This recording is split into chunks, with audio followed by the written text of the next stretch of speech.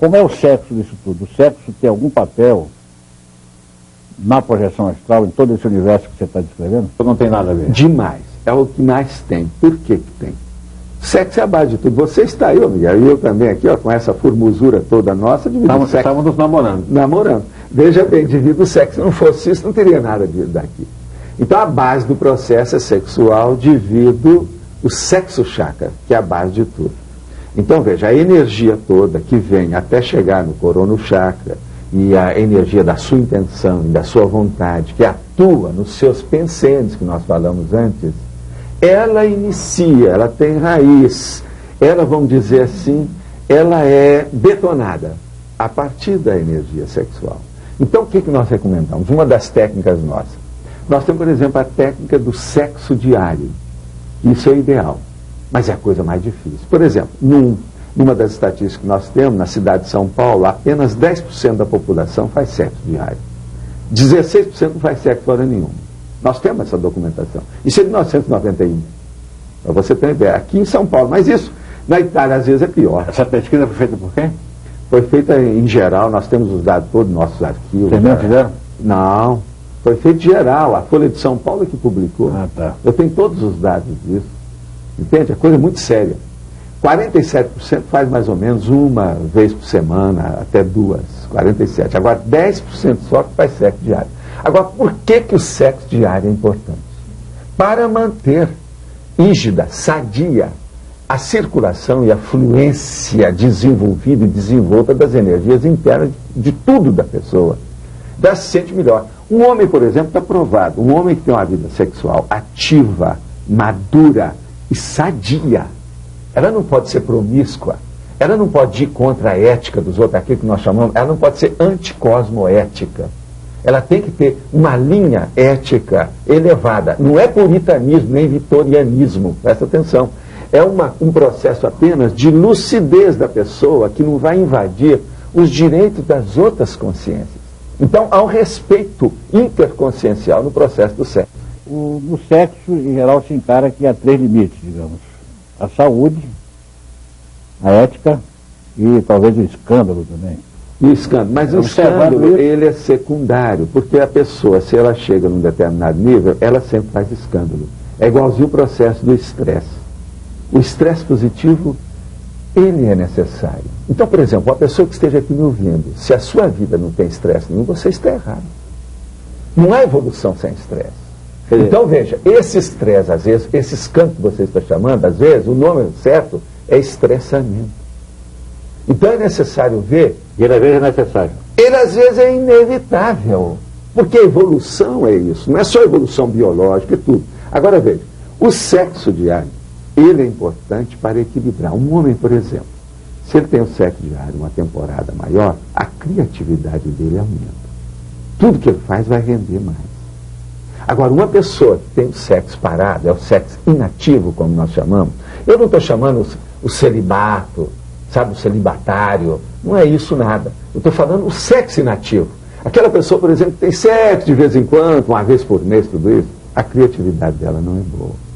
E principalmente o homem que precisa disso. A mulher também precisa. Mas a mulher, ela já tem os embates naturais da vida dela.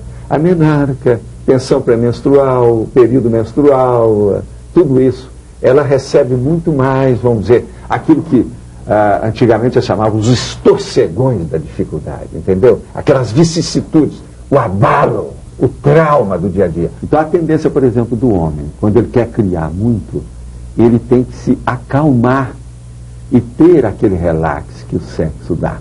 Então, por exemplo, no Instituto nós temos determinadas técnicas que ajudam o processo, além da técnica do sexo diário, que a gente defende e mostra com lógica, com toda a racionalidade, a razão de ser, de exercê-la. Nós temos ainda, por exemplo, a aura peniana. Então a gente mostra a um jovem, se ele quer ser criativo e melhorar a vida dele mais depressa, é aquilo que nós chamamos a dinamização da vida através da inversão existencial, que nós chamamos de invex. O que se passa? Ele, o homem, o rapaz, o moço, o macho, o viril, ele então vai ver a aura do pênis dele. E ele vai comandar essa aura com toda a reverberação das energias provenientes da glande, que é a cabeça do pênis. Com isso, ele vai comandar totalmente o processo da ereção dele. Ele jamais vai entrar em qualquer inibição sexual, ejaculação precoce, ou vai aquela eterna falha que todo mundo passa por ela. E outra coisa, o jovem precisa disso, porque a tendência dele é ele ter um orgasmo muito rápido. Então isso é ruim para a namorada dele. Por quê? Ela precisa de mais tempo. Existiria também a aura vaginal? Existe a aura clitoridiana, mas ela é mais difícil de ver. Agora, para o homem, o que funciona mais é o processo do homem, porque o homem é exuberante dentro do processo sexual. E você tem que lembrar uma coisa, a base da coisa. O sexo real, a pessoa que estiver aí me vendo, deve colocar na cabeça, desse a racionalidade no que eu digo, não vai no bico. Eu sou a pessoa aqui, ó, careca, de idade, com essa barba branca, eu posso estar gagá, totalmente senil, veja bem, esclerosado. Pondera bem o que eu estou falando. Faça a sua experiência, não vai no que eu estou lhe falando. Então veja, a primeira coisa, se você é homem, coloque uma meia luz no seu quarto, fique em cima da cama e faça a ereção pela força da sua vontade. E começa a ver no lusco-fusco que você vai ter uma aura em torno do seu pênis. Isso vai mostrar a aura peniana para você e ninguém vai ficar sabendo que você fez a sua experiência. Se você não é machão demais, também ninguém vai ficar sabendo. Isso vai mexer na sua psicologia. Mas agora veja bem, o que eu quero dizer é o seguinte, a síntese. O verdadeiro órgão sexual não está entre as virilhas do homem ou da mulher. O verdadeiro órgão sexual está entre as nossas orelhas. É o que você pensa, é o que você sente, é o que você quer, a sua intenção, a manifestação da sua vontade, é o seu pensamento. E essa energia sexual ali embaixo, ela é negativa, ela não é a melhor, ela precisa de ser positiva. Por quê? Ela entra muito assim, rústica, ela é muito animalizada, ela é muito materializada. E como ela pode ser tornada positiva? Através dos processos dessa, vamos dizer, o espraiamento da energia em todo o holochakra, esse corpo da energia que nós temos, o corpo energético, através da decisão da nossa vontade, entende? A vontade inquebrantável da pessoa. Então ela entra naquilo que nós chamamos do estado vibracional. Então a pessoa entra em estado vibracional como se ela estivesse incandescente. Isso é feito através da decisão da vontade dela. Agora veja, então aí nós falamos do sexo diário, falamos na aura peniana, uma outra técnica que nós temos dentro da sexualidade, você tem uma ideia, é a técnica do holo-orgasmo. Holo quer dizer todo. Orgasmo quer dizer aquele orgasmo, principalmente cósmico. Ele não pega só a parte do soma do corpo humano, mas ele pega o holossoma, quer dizer, todos os veículos de manifestação da consciência. Então é uma coisa indizível, é infalável, você não dá para explicar. E outra coisa, ele demora muito mais.